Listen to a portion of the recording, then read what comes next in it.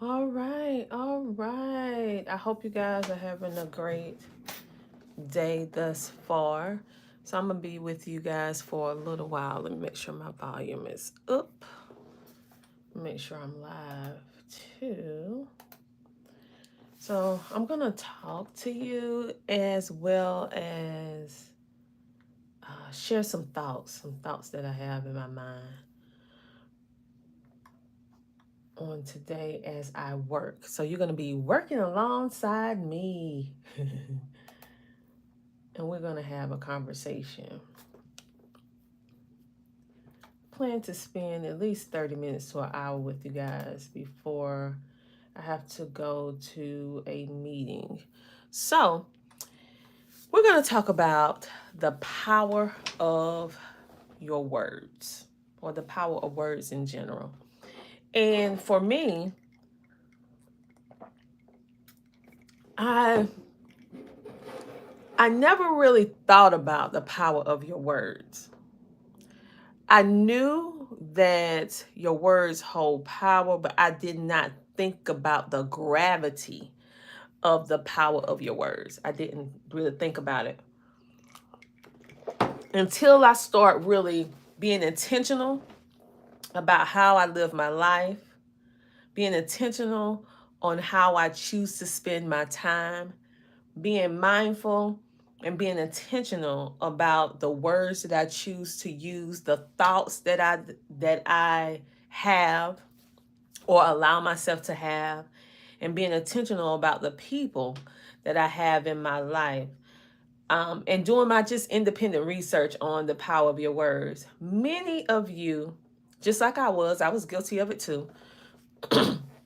You don't realize that the reason why your life is going the way that it is because of a lot of fear, the words that you use, the thoughts that you have, the information that you decide to watch, listen to, or hear, the environments that you choose to participate in, all has an effect on the outcome of your life. Okay? And it took me getting to my 40s to really understand that. Because not only do I understand it, I see it, right? And it's something about just getting older, you're more wiser, you're like in your 20s, in your teens, you just feel like you have to do everything. In your 20s, you're not really thinking about your future. You're thinking about living in the moment. When you get in your 30s and you start having, some of you start having families, or you start settling down a little bit, some, not all. It's something that shifts in you once you get in your 40s and 50s. And I can't explain it to you in detail because it's just something that you're going to have to experience for yourself. It's just something that you're going to have to experience for yourself. Um, Many people who are in their 40s, in their 50s, in their 60s, the way that we think, our perspective on how we see things is totally different from someone who is a teenager, someone who in the 20s, even 30s. The things that you tolerate or not tolerate is different. It's just it's just different. And so every year that I'm blessed to be alive another year, um in this realm of 40s, it's like I have more insight, I have more peace, I have more joy, I'm secure in who I am and what I have become and what I will become in the future. And it's a wholeness that I can't quite explain to you in words because I'm living it right now in the moment. So I want to talk to you about the power of your words. Oh, Traveler said you're in your second human life. And so you guys can read that back. It's a new point in time, way different from the past you came from, things you've been presented, your name. Yes. And so the power of your words. And you have to be careful on the words that you choose to use. And words are tricky, or can be tricky, because we can get so caught up in pleasantries that we do not realize that we're saying and speaking things that can shift our entire day. Like, for example, I had no idea what good morning mean. It's just a simple pleasantry, right? So we think. So I notice with my back, because I'm very intentional now. I can, like, when words come out of my mouth, different experiences, food, all that stuff, I pay attention to how my body feels, how I feel, the energy it produces, right? When I'm doing various different things. And I start to notice when I say the words, and I'm just going to say it now, but after this, it's going to be removed from my vocabulary just to make a point. I noticed when I said good morning, I didn't feel happy. I felt like I was mourning. I felt sad overall. It wasn't something that, oh, listen, it's going to be a fantastic day. It was like, good morning. And so anytime I start thinking on something, or I'm waking up thinking about something that I've said, I say, let me do some research on this. Okay. Traveler said things you've been presented may cause wisdom or not. Well, yes, some things can and some things can, but we're going to speak on, I want everyone to walk in their wisdom. So when I start looking up the word good morning, and that's a pleasantry, people say, not necessarily even thinking that it has any negative connotation to it, because I didn't think it. Living in South Carolina, that's something very common for us to say. Everyone, especially when someone is learning the English language, that is a pleasantry that you teach someone on how to say hello. Good morning, right? But after doing some research, I found out that good morning and the history behind it, what we think we're saying is not necessarily what we're saying. And where it came from has a nasty little background. And so back in the day, and I'm not going to go and do a deep history study, but you can go look it up yourself, because I'm pretty sure it's more than one meaning to this, but I'm just going by what I saw on the first page. So we think good morning is a simple, happy pleasantry, but it has a nasty, ugly background. So when during slavery time, when maybe a slave owner, and I got to be careful with how I choose to use my words, unalive someone in the slave family, the next day they would tell them good morning, right? So when you think about, as a mockery, so when you think about good morning, the word morning in the English language was changed. It's a homophone. And a homophone is words that sound alike but spelled differently, and the words have different meanings. So the word morning, M-O, MORNING, stands for, we use it for a new day, morning, right?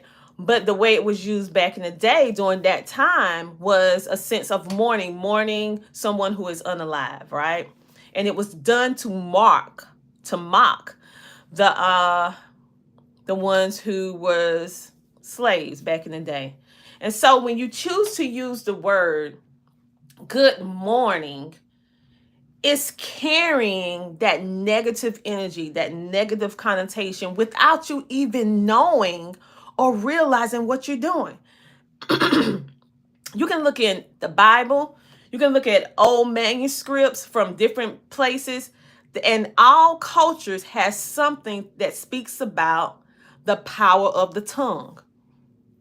Some translations say the power of the tongue, you can either bring yourself blessings or a curse. The power of the tongue can either heal or unalive someone. And so when you think about this one little piece of meat in our mouth that has the power to do good or bad, that we have it within all of us, no matter your religion, no matter your race, no matter your background, no matter your current situation, no matter your income, you have the power within your tongue. So, I don't know why I just froze. I want you to remove I can't out of your vocabulary to I can, or I will find someone who knows the answer, or I am the person or people that is here to help me will find me and help and assist me in whatever it is that I need to do in order to get from point A to point B. So what are some things that you can say, because it's such a habit, all right, to say good morning. So what are some things that you can say as an alternative? Okay, I'm back. So what are some things that you can say as an alternative to good morning? You can say top of the morning. You can say greetings. Glad to see you. Lovely day, isn't it? You can say happy day. You can say rise and shine. You can say grand rising. You can say you made it. You can say various different things and be creative. You can say to a person when you go into a meeting or you go into an event, instead of saying good morning, you can say, I'm wishing all of you a productive day ahead. You can say, hope your day is off to a great start. You can say, a joyful day is on the way or right now. You can say, ready to tackle today? Here's to a day full of possibilities. Trusting you had a restful night and ready for a fantastic day. Embrace your day with zeal. A blessed day to you. Let's make today count. Rise and shine, or rise and smile. Welcome to your full day of opportunities. So just think about how that shifts your mood. If someone says, grand rising, welcome to your day that's full of opportunities, that in itself shifts your entire mind, shift your thought process, shifts the way you feel, shifts your energy, your emotions into a positive situation. So if you woke up, like some people say, on the wrong side of the bed, which, by the way, no such thing, because we can control how we feel and how we choose to react to the things that are happening. And so be mindful of the words that you use. I had no idea that the way that I was choosing to use my words was actually harming me. I had no idea. But when I start digging deep and doing deep information, meditating, and really working to rebuild myself as a whole person, and really working from the inside out, not from the outside in, I start realizing that a lot of the things that I did not like about my life in the past, it was because the words, the thoughts, not letting go of the past traumas, and it was continuously holding me back because I used my tongue, my words, my thought process in a way unknown to myself, in a way that was internally harming me. He says facts. And so what I want you to think about on today, I want you to be very intentional today. Very, very intentional. I want you to be intentional about the thoughts that come into your mind, The things that you watch on television, the things that you listen to on the radio, the things that you choose to read, and even down to your clothing when it has signs and symbols and words. What is it saying? Do you really understand the people behind the brands that you're wearing? That's all I'm saying. You can choose to wear any brand you want, but do you really understand when they have these little symbols and different things on it? Do you know what it means? Do you understand what it means? Because unknown to you, you could be harboring and allowing unhealthy things into your life without you even realizing it. And this ain't no conspiracy theory or anything. This is from me, from personal experience, realizing after I got older, got into my 40s, and I start really wanting to seek the wisdom, seek the knowledge, seek the understanding in a more deeper way. I start realizing that we control the outcome of our life. We hold the power. We do. But the problem is, you don't know it. You don't believe it. You don't know it. And then when someone tell you that, you think they're crazy. You don't believe it. When you think positively, your whole life shifts. Even if your situation right now is not ideal, you can change your mindset. Think about people who are incarcerated. There's two types of people that's incarcerated. We're going to not talk about the crimes. We're talking about two different mindsets. We have the free mindset, even though you're incarcerated, and the trap, like a mouse, when one's incarcerated. Nelson Mandela was incarcerated for a very long time, but yet he still had peace. Watch his interviews. And other people who had peace. It's certain people that get incarcerated and they thrive because they're not in prison in the mind. The most packed system on the face of this planet is not the prison system, is not the schools, is not working environments. The most crowded imprisonment that we face today as humankind is the imprisonment of your mind. And it's the most dangerous because we don't realize it. It's invisible. We don't see it because we think that we're physically free. Hi. We think because we're physically free, we can go to the store, we can do this, we can do that. We think we're free, but we're trapped here. That's the most dangerous, and so many people are mentally incarcerated, although they are physically free. And that's the most dangerous type of imprisonment on the face of the planet.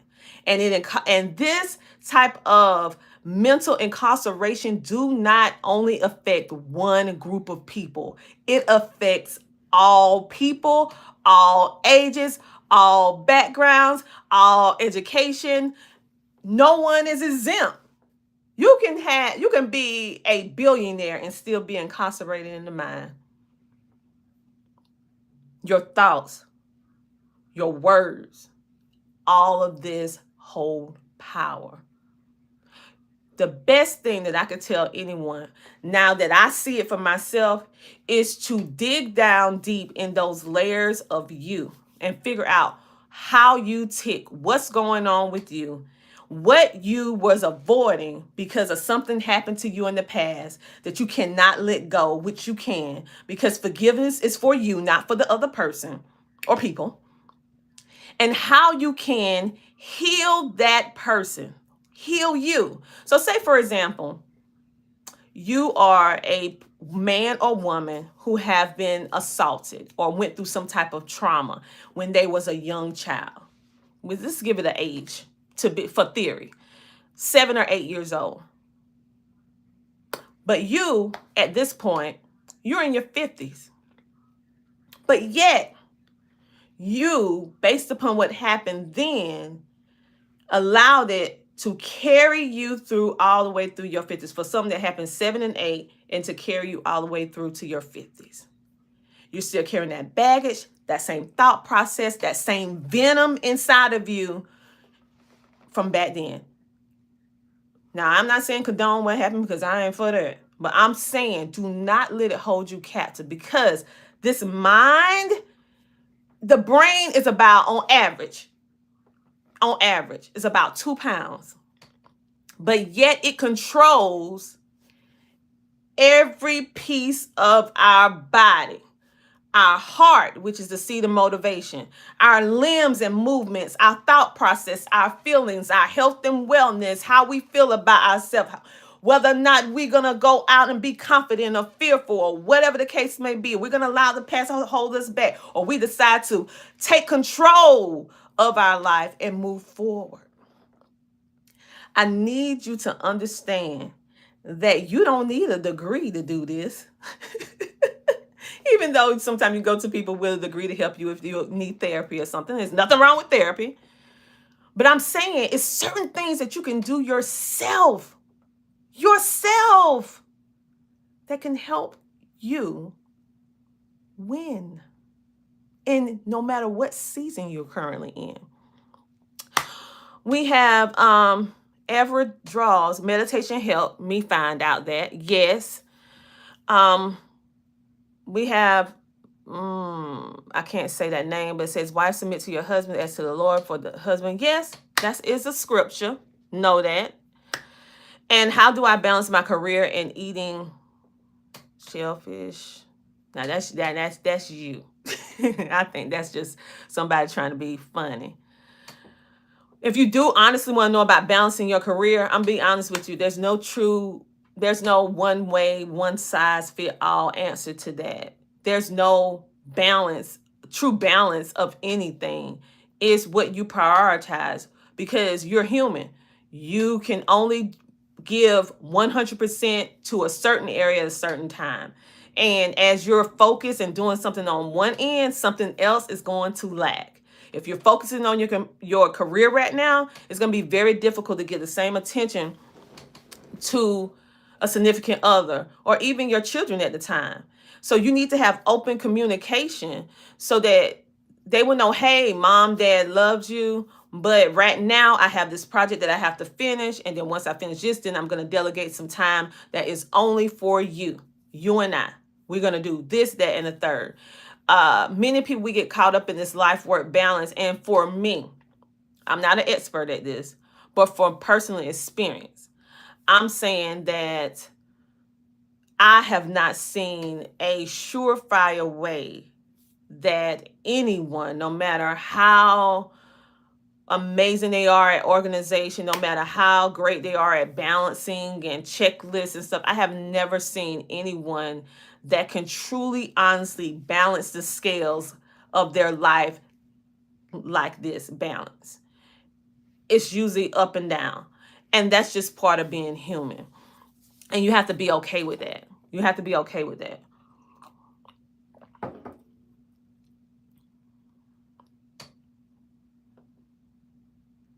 Someone said it's tough because 7 to 8 is your formative years of the brain. But yes, we need therapy. Yes, and I encourage that. Get therapy. It doesn't mean that you're crazy.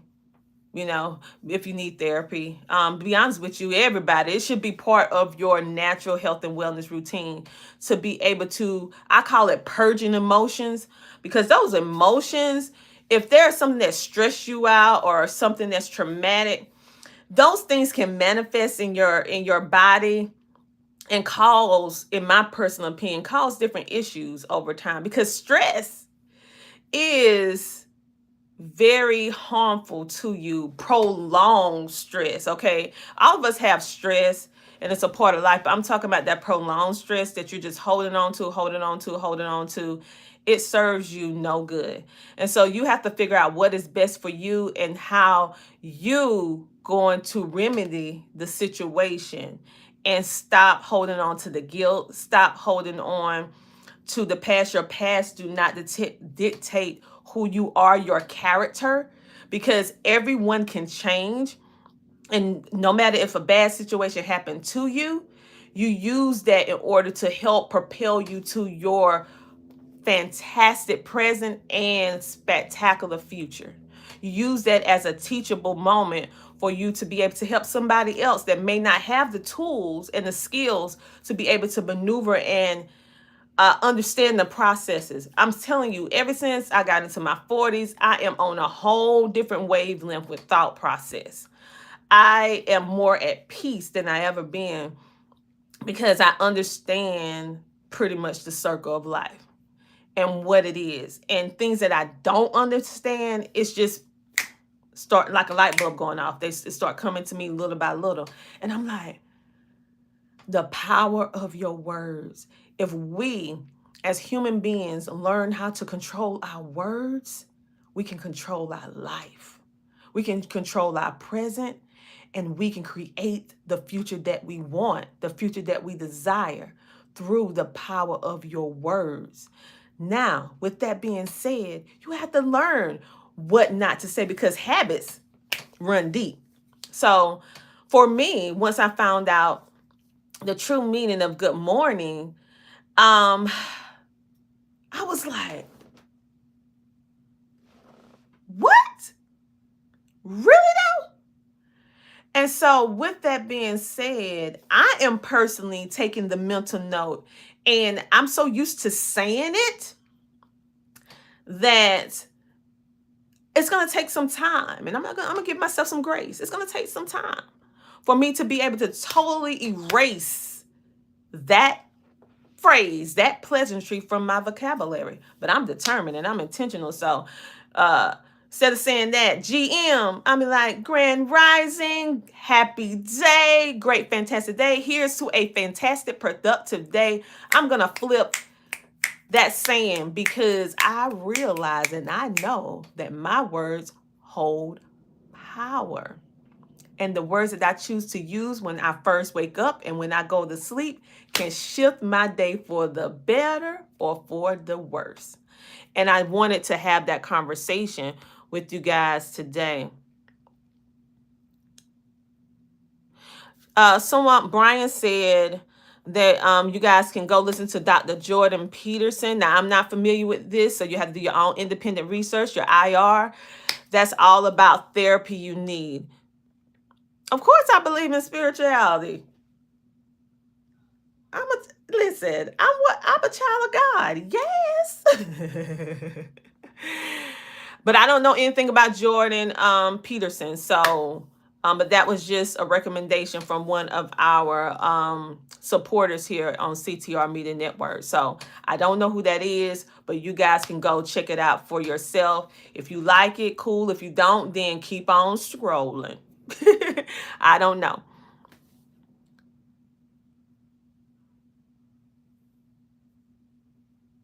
Okay, so Brian says, always funny instead of open.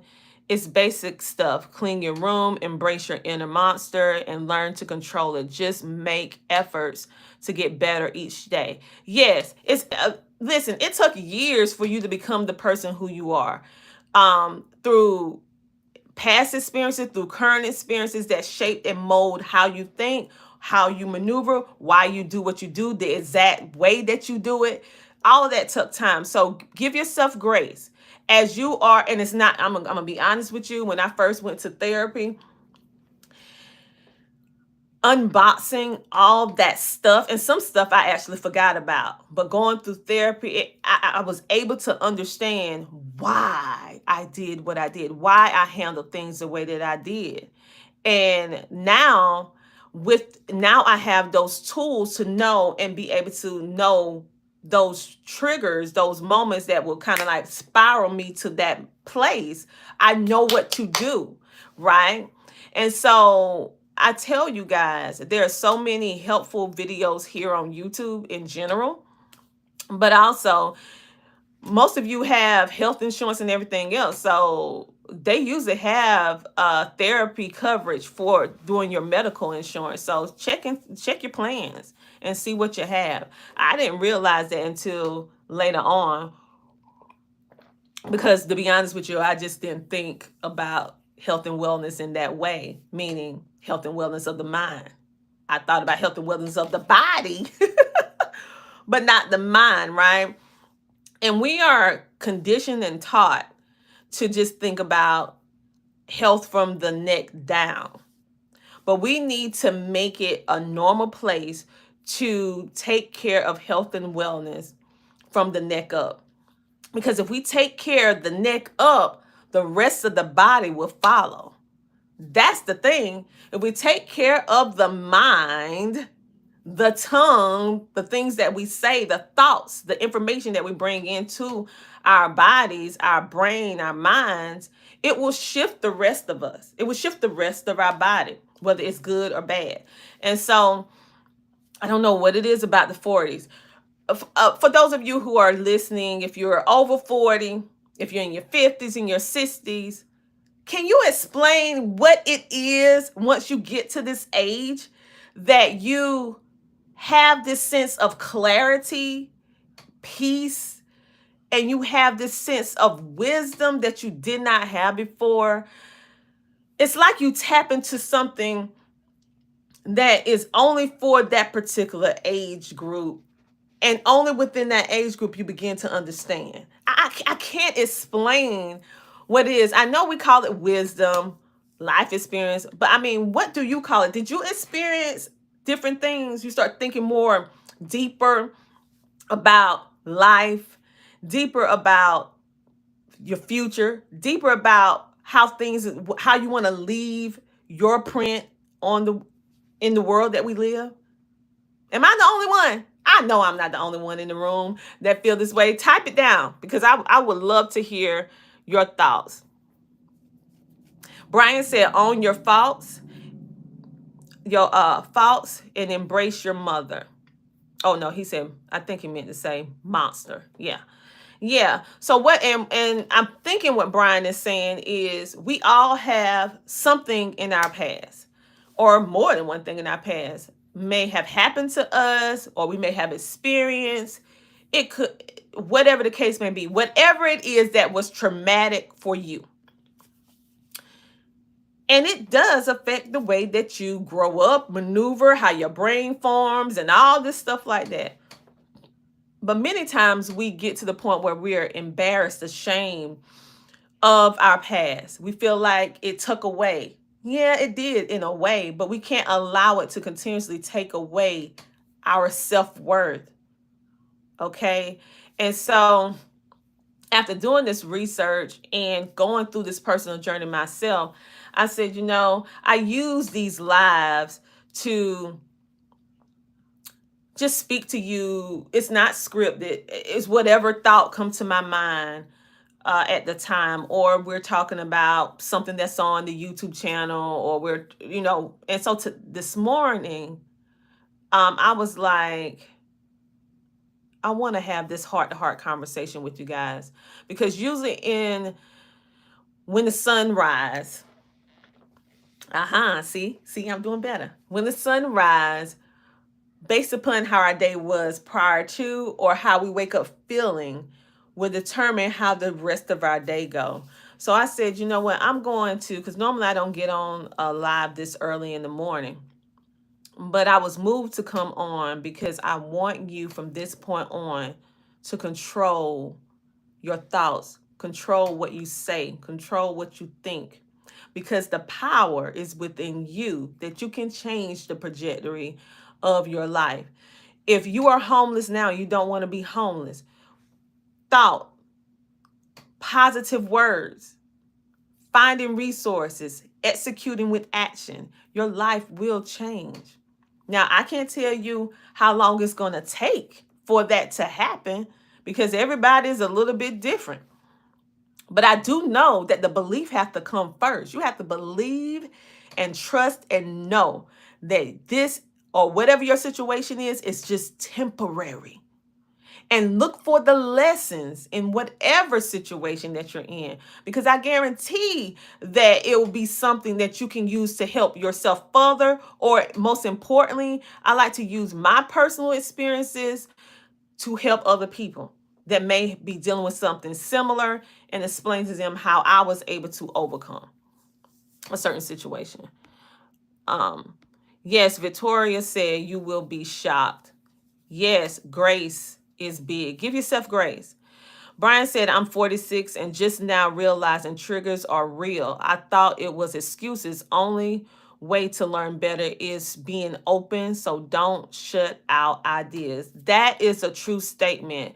And so I, too, Brian, didn't realize, you hear people say triggers. You hear people say, think that this, cause anxiety, all this different stuff, right? And sometimes you may be, because we hear it so much, we were like, really though? Is it really that? And then when you get older and you're more mature, you're more sympathetic, more empathetic, right? You start saying, wait a minute. I didn't understand it then, but I'm experiencing what they're experiencing. It's certain things that you can smell, certain places you can go to, certain songs you can listen to, certain movies you can watch, or shows that will take you back to what you was doing the year you was doing it, whether it was good or bad. It triggered that emotion, whether good or bad. And so if it triggers something bad, then that shows you that you need to root it out. You need to do what you need to do in order to help yourself heal from it, not band-aid, put a band-aid on it, not put a band-aid on it and put a fake smile on and say, I'm great, I'm cool, everything is all right. Sometimes it's okay not to be all right, okay? The first step of healing is to admitting that you need help, okay? One of the hardest things, when you think about AA, Alcoholics Anonymous, one of the first things that they make those individuals say is that they make them say their name, and then they turn around and make them say, I am a alcoholic, right? And make them say it. Why do you think that? It's because with admitting, then you can heal whatever the situation is. Because first you have to admit it, and then you have to accept it, and then you put tangible steps in place in order to heal it.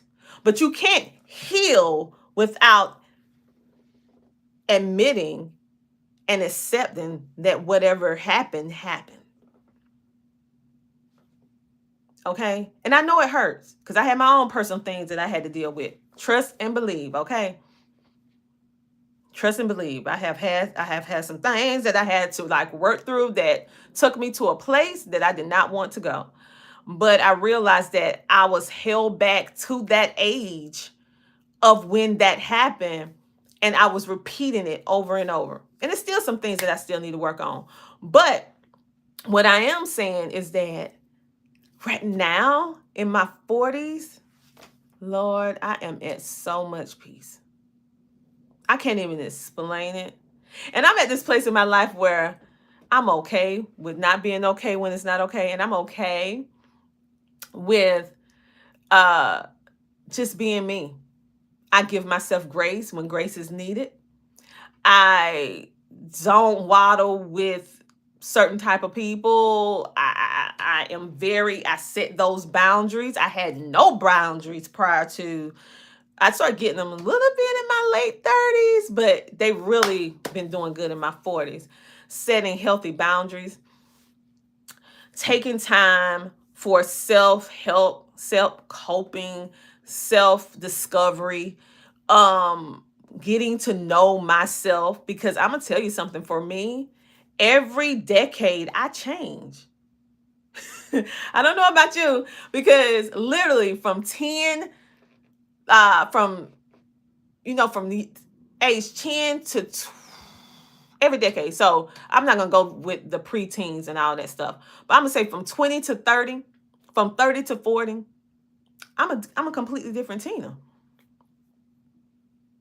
Is that the same case with you? Are you the same person that you was when you was a teenager or in your 20s that you was in as a teenager? Or if you're 30, the same person that you was in your 20s? Or if you're 40, the same person that you was in your 30s? Or if you're 50, the same person that you were in your 40s, and you keep going up? You shouldn't be. And if you are, then why? Because all human beings grow and evolve, either for the good or for the bad. Sometimes it's a little blend of both when you don't understand who you are. And so, who are you now? Because in my opinion, with my personal life, I change every 10 years. It's a new Tina every 10 years. And I'm loving it, okay? I am loving it. Nobody really talk about what goes on in the 40s and the 50s and the 60s like they talk about teens and 20s, right? And 30s. But I feel like we need to be having this conversation. We need to have this conversation because this is something that needs to be celebrated. Susan, she said, we just realized all the BS. I can't say it because you know how because they don't like you to be saying them words on social media. Rara says, I understand what you mean by unexplainable. Expressing feelings that no problem. Everyone has that one moment. Yes, we all have that one moment. Brian says, helps with clarity, like she's explaining it. Like how as we age, our minds helps us accept death. Unalive. Woo, I hope they don't pull this down. Unalive, or even become more comfortable with it. You guys, our moderator, you guys can become a member for our exclusive content. We're going to have more deeper conversations in our community tab and also in our member section. If you want to become a member, want to contribute to the process, the conversation, or give us ideas on what you want to talk about next, become a member of our community. And you can give a little donation if you want for $3.99 a month. But if you don't, that's cool. But if you do, we appreciate it. We'll give you a shout out and all that good stuff because that's how we keep this information and all this stuff going. And just at the end of the day, we need to have these healthy conversations and stop being afraid and being fearful of, oh my God, somebody's going to think that about me. 9 times out of 10, they're going through the same thing or worse. Because now, by them hearing and seeing you, it's giving them the confidence to know that it's okay for them to speak up. Because a lot of it is because we don't speak up. A lot of this is because we hold all this stuff in. And it's not healthy. Let's see what Brian said. Yep, I thought I was being narcissistic, but I can get emotional a little. But fortunately, a lot of mine is smells and good memories. Yes, and so it's so many, we have so many different names for behaviors now that we did not have, I would say 40 years ago. It seemed like everything has a name. And listen, I'm just sharing with you my personal experience. You can agree to disagree, but the old saying, our slogan, we will keep it respectful. And there's so many names for everything now that you don't even know how to even describe certain things because what they called it or didn't call it back in the day, now they have a name for it, right? And so we need to try to be, politically correct. but I'm laid back. So I don't know all the names of all the different emotional things. But if you do, you could type them in there to explain, type it in the chat. The point of this live, and thank you, Brian, for being so transparent and open and sharing, because we're both in our 40s and it's just, I don't know, it's like the blinders get taken off. And if you're not in your 40s, you'll understand when you get here. It's just a different age. It's just peace. And I have some friends that are in their 60s and their 70s. Yes, I have friends in their 60s and 70s. They said it's even better when you get 60 and 70 years old. And I have some friends that are in their 50s. They said it's even better. They said you just starting in your 40s to get this I would call it awakening. But when you get in your 50s and 60s and 70s, it opens more and more and more and more and more. I think that's the particular reason why older people, sometimes we give older people a hard time because they have no filter. We would say, yeah, they say whatever they want to say. You're not supposed to be saying that. Guess what? They at peace. They're at peace with themselves. They're not faking it till they make it. They're going to tell you what they think, why they think it, and why they're not going to do something or why they will do something. And now I understand. And I'm like, go ahead with that thing. Go ahead. Because we don't have no time to be wasting around worrying about, you can't make everybody happy, but you can make yourself happy. You can make yourself happy. Joshua said, be true to yourself. Look inward more than looking outward. That changed me on how I interact with people. I was able to love after I loved myself. Ooh, let me give a little clap for Brian and Joshua for being open and sharing. Listen, I can identify with what you just said. We're so caught up in media and mainstream media, seeing everything looking really good on the outside, like the Mona Lisa, right? Just looking good. The right clothes, the right sayings, the right hair, the right whatever. What's the use of having a beautiful multi-million-dollar house if when you go inside the house, it is infested with bugs and rodents, mold, and everything else inside of it? That is pretty much how most of the people who walk the earth today. On the outside, everything looks amazing. The right hair, the right clothing. They say the right words. They have the right car. They look like they have the right partner or life. But then when you go inward, it is a landfill of junk, rotten to the core. And so in my 40s, I'm like, forget that. The outside is going to do what it do if the inside is right. If the inside is right, you're doing the self-work, the self-healing naturally. That's why I can do makeup or not do makeup. Okay? You'll see me, like right now, I have no makeup. Right? And no, I didn't go in there and do all this other stuff that I normally do to my hair because it's not necessary. You're going to learn that about me because there's a lot of new people that follow. You will see me when I'm working and I do the things for TV. But when I'm just talking to you guys like that, I'm just regular. I'm like, I ain't about to do that because I'm a real person. Why get in full makeup just to sit on and talk on a live when you're being authentic and just sharing? It's a time and place. When I'm taking a photo shoot for my book, when I'm on stage speaking, yes, it's appropriate for me.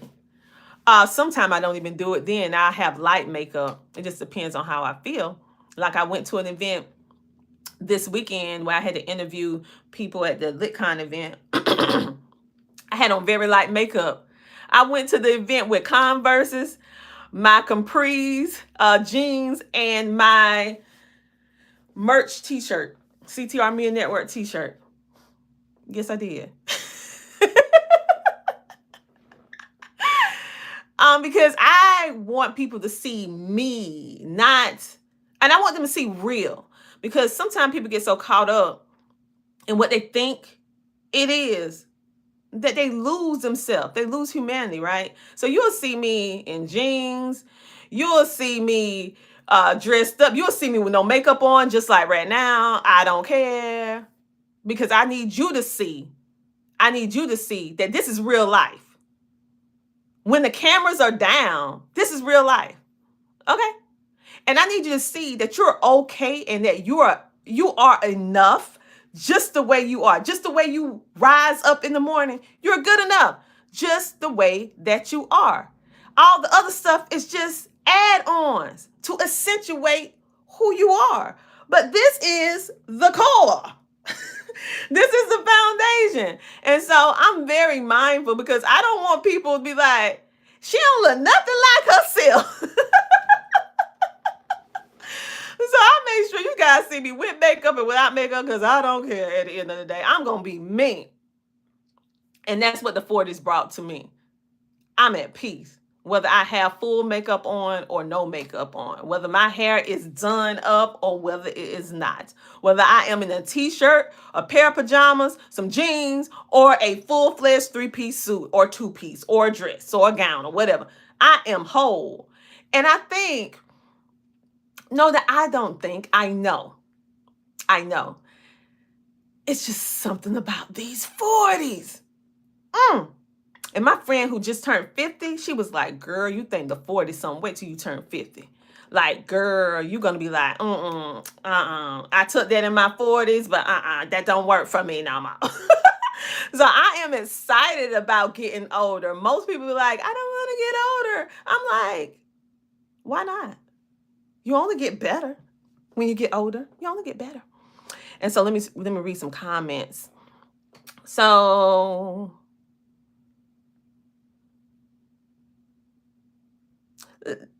listen, now I told y'all I don't be doing them fetish stuff. So I'm not showing no feet. I'm in my socks though. Yes, you need to remodel the house. Yes, Mojo, remodel the house. So I think because we see, or I feel that because we see what the media portrays as what beauty is, and that is not just, it used to be really, really hard just on women, in my opinion. But I'm telling you right now, the pressure is on for men as well now, because you see all this stuff on social media, you see all the different things on mainstream media, on shows and everything. And if you allow it to really, you just need to look at it as entertainment. That's it. That's not real life. Entertainment. Television. Commentary, right? Don't get caught up feeling like in order for you to be whole, you have to be that. Be yourself.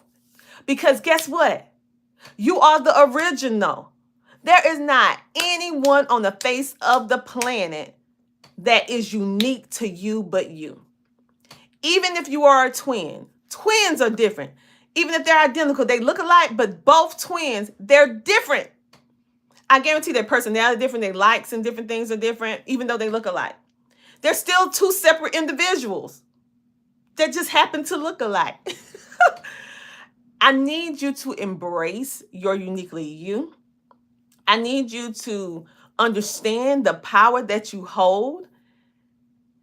I need you to start changing the words that you say, understanding that every word, every breath that you take, every word that comes from your mouth, every thought that comes in your brain, hold power into what your day, what your present, and what your future outcome is going to be.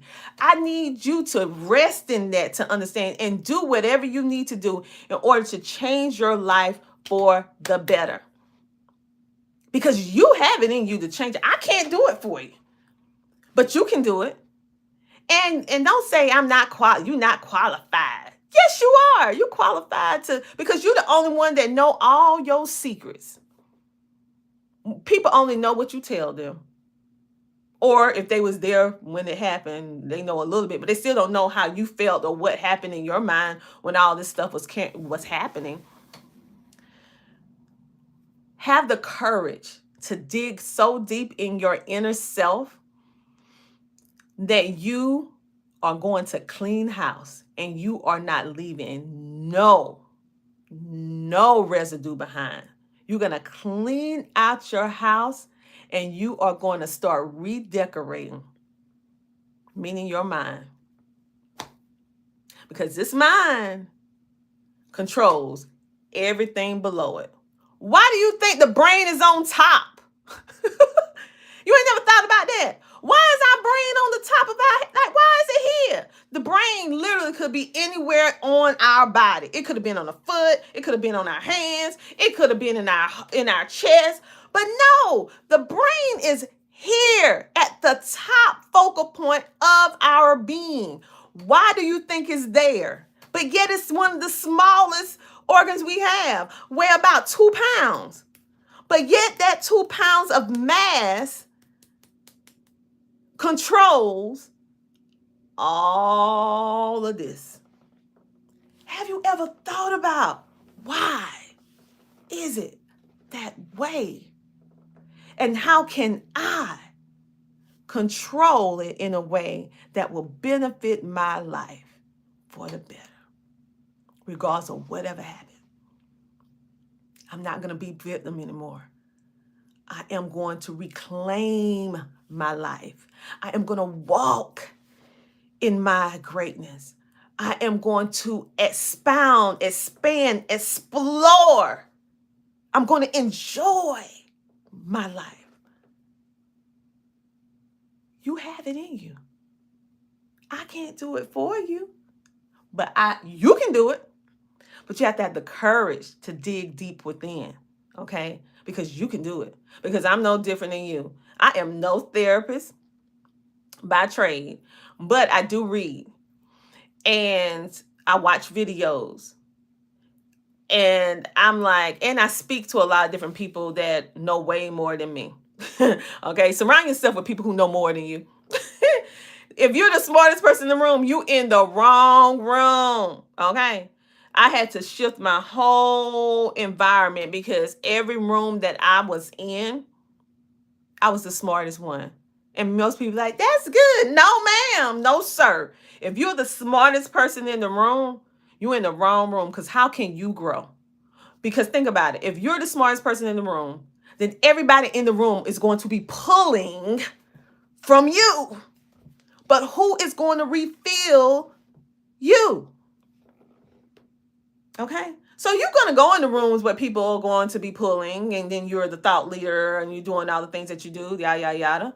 But you need to make sure you have yourself in more rooms where you don't know everything. And there's a whole lot of people that know way more than you, so that you can get yourself filled up. Okay? Change your mind. Change the use of your words. The power of your words. The power of your voice. You have power. Kathleen said, preach it. Kathleen said, no makeup, you are natural beauty. Oh, thank you. Kathleen said, you go, girl. Yay. I love it when the girls come in, the positive girls come in. Thank you, Kathleen. And you are beautiful too, love, because beauty really comes from inside. I tell you, as a society, we are so off base with what we call beauty. We are so off base, having so many young girls and young boys, even women and men, feeling some type of way about themselves, feeling like if they don't have the perfect straight teeth, if they don't have the perfect flawless skin, the right hair, the right this, the right that, there's something wrong with them. I don't know about you, but I don't want to live in a world where everybody look just alike, where everybody in the same room have the same teeth, smile the same way. I think it's character. I think it's unique to see people with different smiles, different facial features, different colors of skin, different body types. And I'm talking about real body types. I'm talking about having a little something. Everybody don't have no flat stomach. Okay? Everybody don't have no flat stomach. We do have real women. We have cellulite, or what do you call it? Cellulite. We real people. We have stretch marks. Real people. We have scars from when we fell when we was a child. Real people. Real people. I'm not talking about somebody that went and got all this work done, and then you're comparing yourself to that. I'm sorry. You don't need to compare yourself to anyone who have altered their face, altered their bodies in such a way that makes them just stand out in a different kind of way. I'm not saying if that's something that you want to do, you shouldn't do it, because I feel like everybody should have the free will to do whatever they want to do. But what I am saying is this: do not judge yourself based on that being. That's not a real outlook of how a real woman or a real man look. I mean, it's just not. And so what I want to instill in my daughter is to embrace her naturalness, to embrace who she is, to be. She's a little eccentric the way she dresses and stuff because she's an artist. And so, and not an artist that sing, oh! I'm talking about like paint, creates things and stuff like that. And so, and I love the young woman that she has become because she is very comfortable in her own skin. And I wasn't comfortable in my own skin as a teenager.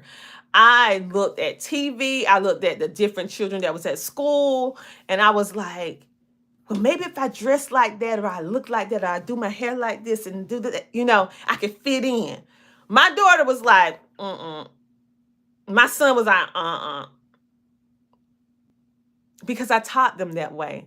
I taught them ever since they was a little child about their self-worth, about the power of their mind, the power of their tongue, to be able to be happy within their own skin, within who they are as a human being, right? And don't let the outside imagery of what we perceive as beauty, what we perceive as successful, permeate who you feel, because success means different things to different people. Some people equate success only with money.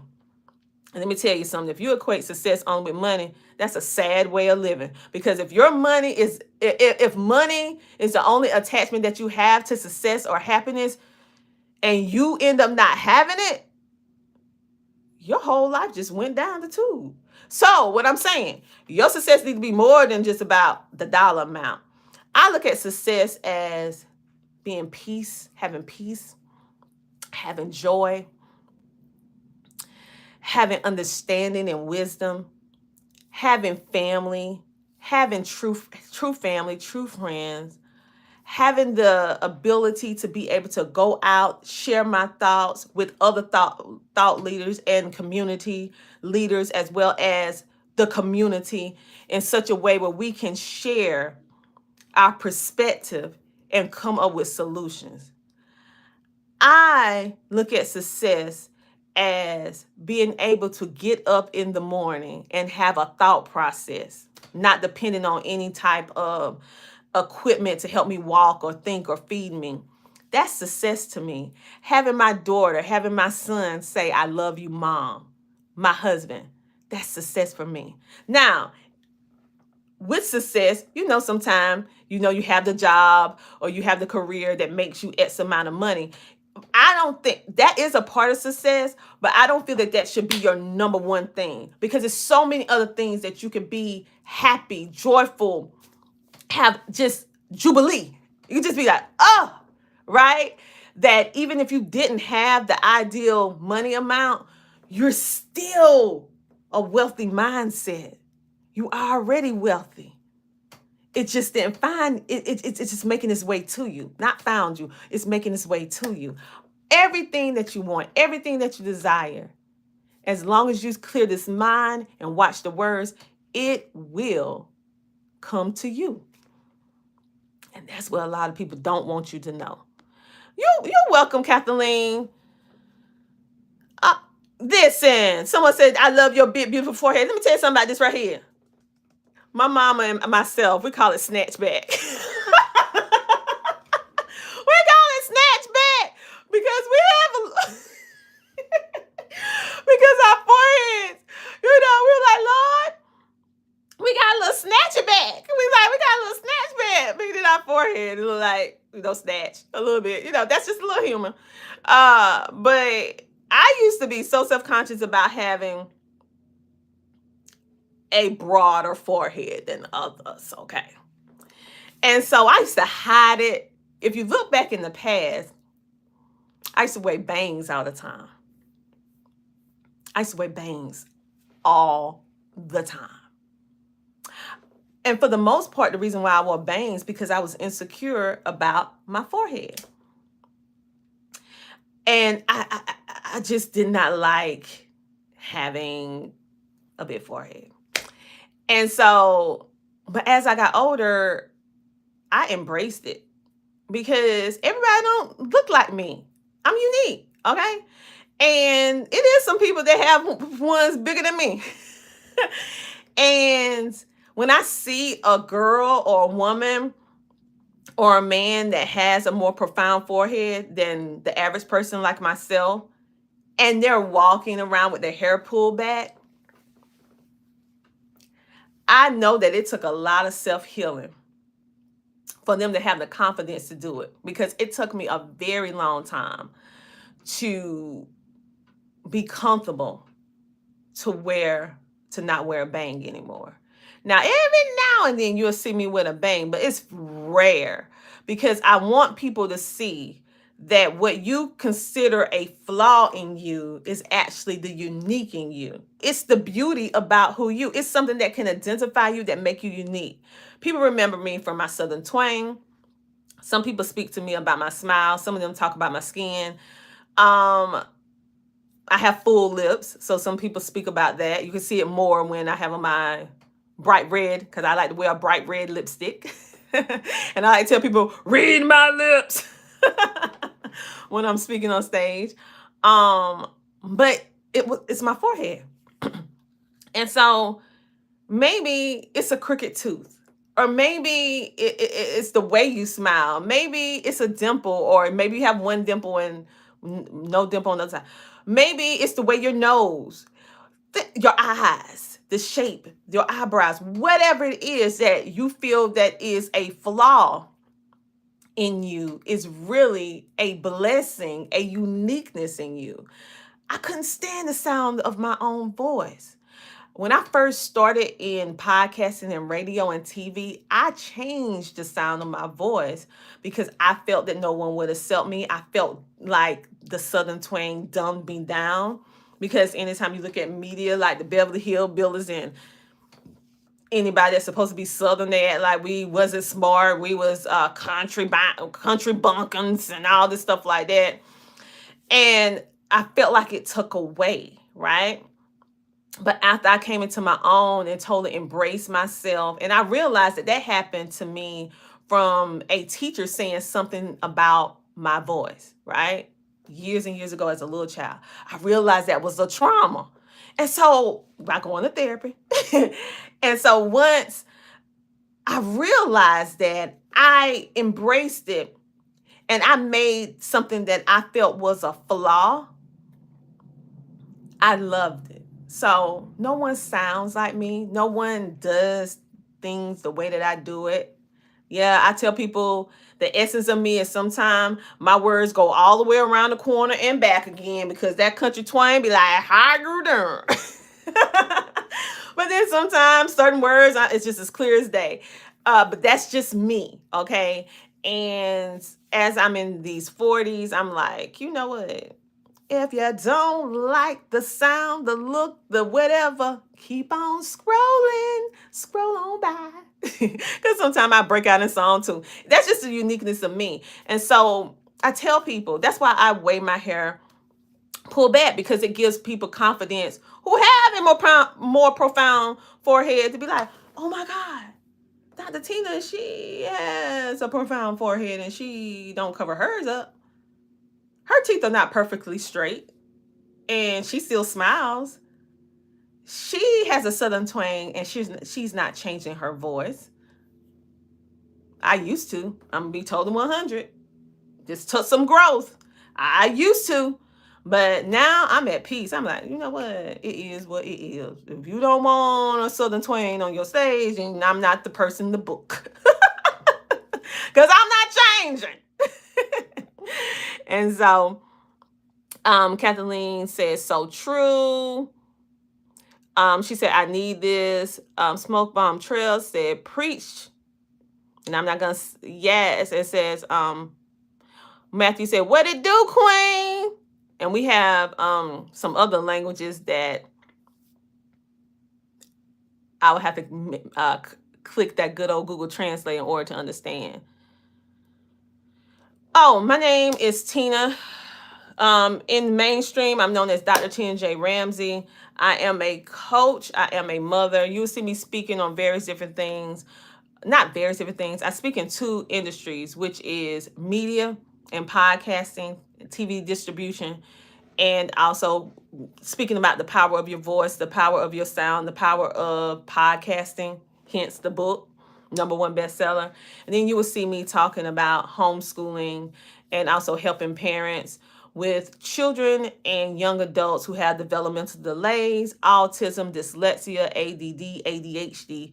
Why is because I am a mother of a child that has developmental delay, high functional autism, dyslexia, severe dyslexia.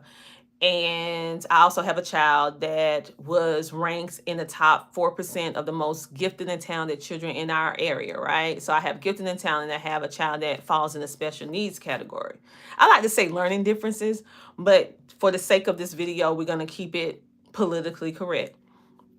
And so I speak on that. And I also am very vocal about my battles with depression when I was younger, right? And being a young adult. And some of the reasons why I felt the way I felt. And that's how I started my podcast, just sharing my feelings. And I also share how I went on this health and wellness journey. When I was 25, 26 years old, I had a stroke. And I was partially paralyzed from the waist down. I lost all memory for 12 months. So within those 12 months, I was a newly married woman. And plus, my daughter was 6 months old when I had my stroke. And I went from that person that was always there to help other people to now needing someone to wash me, feed me, bathe me. Pretty much, I had a 6-month-old baby. And we literally had to wait to be fed, changed, all this stuff, right? And I was only like 25, 26 years old. And I share my experiences on my health and wellness journey and how different things that I've done and things that I was able to see and understand through the pain of being young and vibrant. And I just went to sleep one night and woke up and I was paralyzed from the waist down. I mean, it was a medical mystery for a very long time.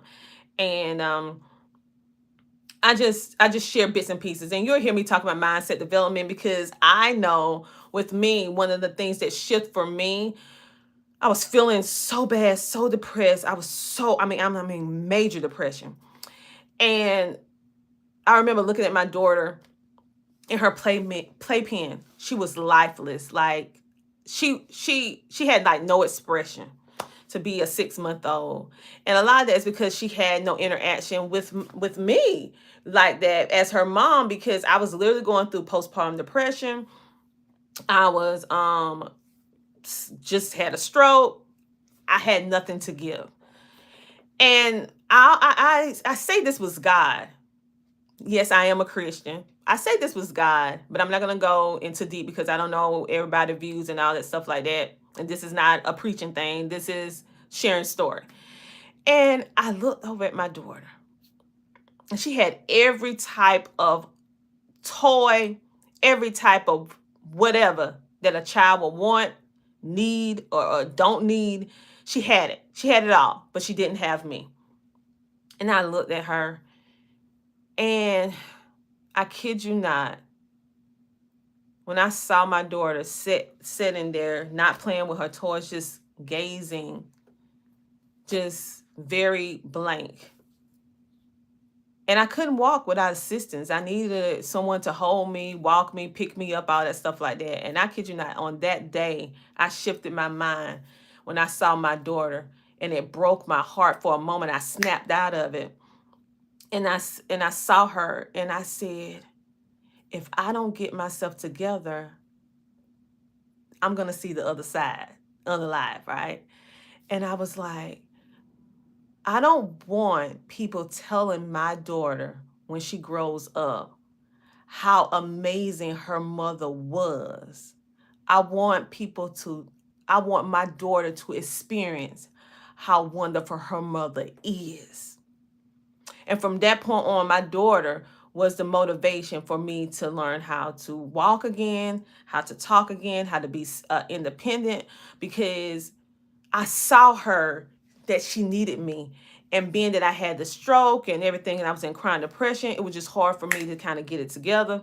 But for that split moment, and I always say that it had to be God, I was able to see her. I was able to feel it. And when I saw it and felt that, I was like, I have to help my daughter. And don't ask me how. I still can't explain to this day. The only thing that I know is that I'm looking at my daughter and I was thinking to myself, I wish I can get up and walk to her. And everything went blank. And when I came to, I was literally in the playpen with my daughter. No one was there but my daughter and myself. I think I had to walk. I don't know what happened. And I just held her and I was just crying. And I was like, your mother's back, your mother's back, your mother's back, your mother's back. I am so sorry. I am so sorry. I am here. I am here. I am here. Come back to me. Come back to me. Come back to me. And from that day on, I started getting feeling in my extremities. Because my husband would always tell me, you're going to walk again. I was like, yeah, right. The doctor said, I'm not going to walk again. We went to doctor after specialist, and they were like, she ain't going to never walk again. This is her new life. So, but he believed it. He believed it for me, even when I didn't believe it for myself. But it took my daughter to shift me, to do better. And eventually I started walking again. I had to use assistance for quite a while. I had to go through intensive therapy for about 2 years. And now I can walk. So you'll see me sometime when I go on stages. You'll see me, instead of walk to the stage, I dance up to the stage, right? Why? Is because I am so appreciative and so grateful that I can walk. I am so appreciative and grateful. The reason why I am so confident now is because I could not speak for a long time, because having that stroke took away my speech. My face was slumped on one side, on my right side, right? And I'm right hand dominant. So I couldn't write. I had to teach myself how to write with my left hand and do everything with my left side of my body, which to survive, to be able to do what I need to do, be able to feed my daughter, be able to wash my body. I had to crawl in the beginning before I could walk, like a baby, starting all over. And so that's why I'm telling you guys, you have everything in you. When I shifted my mind, literally, mobility started coming back little by little. My first initial feeling of mobility coming back, because the bottom part of my extremities, I couldn't feel anything from the waist down. But my first initial feeling was pain. And normally when you feel pain, you be like, I don't want to feel no pain. Where is the medicine so I could take some for this pain? But I was so happy to welcome that pain, because I had no feeling for a very long time from the bottom part of my body. And so being partially paralyzed. So when I felt the pain, I knew that every pain I felt meant that it was a greater chance that I was going to walk again. So when I felt that pain, and it was intense, honey, let me tell you, it was intense. I refused to take medicine because I wanted to feel that pain and use it to fuel my motivation that I was going to walk again. And I used to get these, I call them brain zaps. It feel like a zoop. Let me see, can I explain to you? You know how you take a pebble or a rock and you throw it in the river, or you throw it in the lake, and then when you throw it, it hits, and then it expands and it ripples. That's how it was with my brain, because remember, I had amnesia. A whole 12 months of my life was totally erased with the stroke, which means that I forgot that I even had my first child. And the only thing that I can remember was my mom, my dad, my husband, and God. I forgot all of my friends, all of my everything, life experiences, forgot everything, right? And especially the significance of what happened in the 12 months prior to the stroke, like 12 months. So I had my daughter in those 12 months. And so I didn't even remember. And so I would explain, so I would have pain from the bottom, from the waist down, and I would welcome it because I couldn't feel anything. And I felt like every pain that I felt was getting me stronger and get me closer to the day that I'll be able to walk independently by myself, right? And then I would get these brain, I call them, I know it's probably not medically the right term, but this is the only way that I can describe it from my personal experience. It felt kind of like ripple effect, like when you throw a pebble, but when you throw the pebble and the center of the circle, it was like a zap. It was like a pain that I would feel in my brain. So it was like, and then it'll ripple, and I feel it spread across my head, boom. boom, and then it spread. Boom, then it spread. Boom, then it spread. And it was painful. And I did not take anything. I did not take any because they did want to put me on some antidepressants at the time. And I did used to take them when I was dealing with postpartum. But what happened, I decided, I got to get rid of this right here and just clean the body out. And I wanted to feel the pain because every pain gave me a hope that my memory was going to come back. And so I endured a lot of pain for a very long time in hopes of being able to regain my memory and walk again. And I'm happy to say that I can walk. I have my memory back. I have about 90 to 95% from that time period that I lost of thinking ability, which I think is pretty great. Okay. Every now and then I get to a patch where my mom or my husband or someone is talking about it, and I'm like, they'll be like, you remember when this happened? And I'm like, I don't remember that. It's rare, but it happens. But for the most part, I remember a whole lot. And so many people say you don't look like what you've been through. And so that's why I maneuver and operate the way that I do. That's why I don't allow negative people or negative sayings or negative whatever to permeate who I am, because I know who I am. I know who I serve. I know that miracles happen. Okay. I know that when you change your mind and you change the words that come out your mouth, things happen. I know the power of you believing something before it happens, and that belief fuels a seed that grows into a tree, because I lived it and I'm still living it to this day. And so that's why I wanted to talk to you guys today, because some of you don't realize the power that you hold. Okay, I'm no different. I am just Tina. You know, I do have accolades, got a DR from my name, a couple others in the back.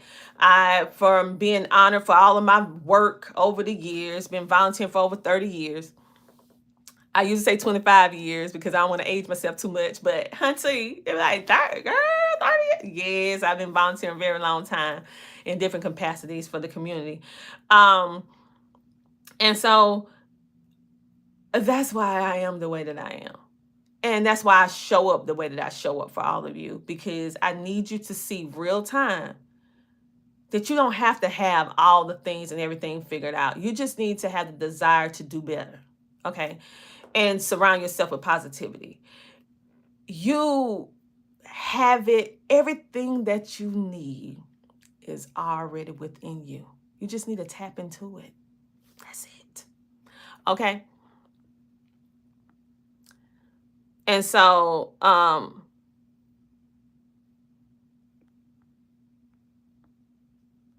yes, Pamela said, that's right. Be yourself. Smart, blessed lady. Keep up the good work. T-Bone. Ooh, I like that. It remind me of Good Times when they had his name was Fishbone. But I made me think of Good Times.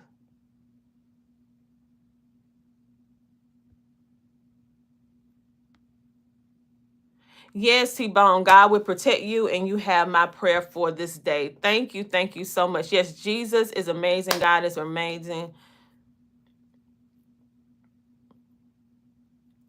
Ian said, remember I'm the person who told you that you were beautiful. Yes, thank you. We have Lydia, look at God healing her. We have a sad, life is like a mountain you can't climb up without any support. So always respect who support you. Amen to that. Ashley said, faith sister. Yes. And so thank you guys for the comments and the love and the hearts and all of that. And so the gist of this particular live, I just got moved to speak to you guys this morning because we have so many new subscribers over here on YouTube, so many new people that is watching CTR Media Network and our podcasters, and even watching my show. We're going into season 11 of the Tina Ramsey Show, September 5th. So I encourage you guys to binge watch the older episodes to get caught up. We're shifting to entrepreneurship, bringing in those 6, 7, and 8 figure earners.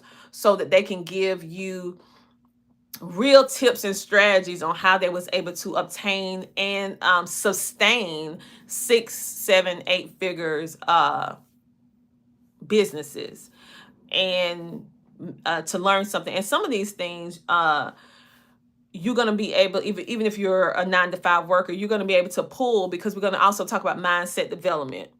We're going to talk about how important it is to shift the mind, regardless if you are working 9 to 5 or you're an entrepreneur or a business owner.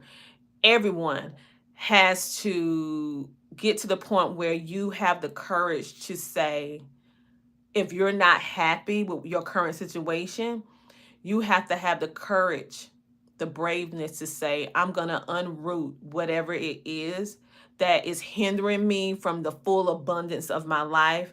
I'm going to tap into it in a way to recognize it, to accept it, and to heal it.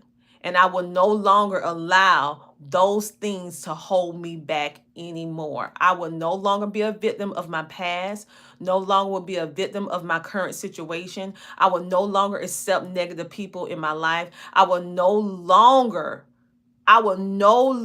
accept anything but extraordinary things in my life. Phenomenal.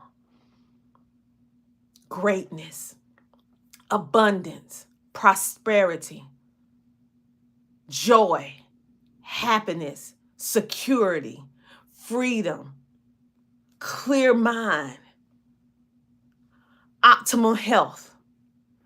From this point on, you have to change your mind. And the cool thing is that you have it within the palm of your hand. You can do it yourself over time. And so thank you guys for being on. Shout out to all the ones who took the time to say something. Hello, I am Dr. T&J Ramsey. This is just unscripted conversation. I want to talk about the power of your words, because literally it's some things that I'm working on. And also want to explain to you why I do not say good morning anymore after I realized the history behind it. And so you can choose to keep saying it if you want, or you can choose to come up with something that's uniquely to you and watch it change your mood for the better. Watch how your day goes from this day on, and watch how good things just start happening and just keep just building and building once you change your mind and your words. Okay, Google it, the power of words, and then pick and choose what you want to take in, what you want to do. And we had some suggestions in the chat. So I don't know about that, doctor, but you can check it out for yourself. But I do know from personal experience, when I changed my mind, when I changed the use of my words and more content, thinking about like conscious and saying, okay, I have to shift this. I got to fight that old personality. I got to shift this, right? And so things just start changing from the positive, okay? So on that note, love you guys. Thank you for being a part of CTR Media Network YouTube channel. Make sure that you just don't follow us here, but you can follow us on Facebook, Instagram, YouTube, Twitter, Roku TV. You can go to ctrmedianetwork.com and watch all of our different podcast shows. We also have a little bit of short film that you can watch. We have some more content creators that are coming really, really soon. And if you have an idea on content that you would like for us to create, or topics that you would like for us to discuss, put it in the community side of our YouTube channel. Make sure to check our YouTube channel, because we have videos, we have shorts, we have lives, we have a community tab, we have a store, we have a membership area for ones who want to support.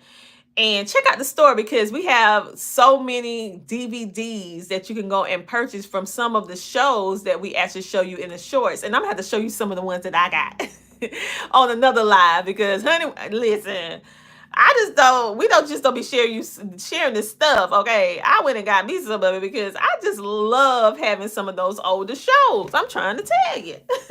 On that note, you guys have a great, phenomenal, productive, exceptional day where abundance is free flowing and you're about to tap into the amazing realm of who you are, and all the great things are about to come your way by you shifting your mind and using the power of your words. I don't know about you, but it's time for me to go and live and be present in my best life, okay? Because today is a great day. Have a happy day. I'll talk to you later.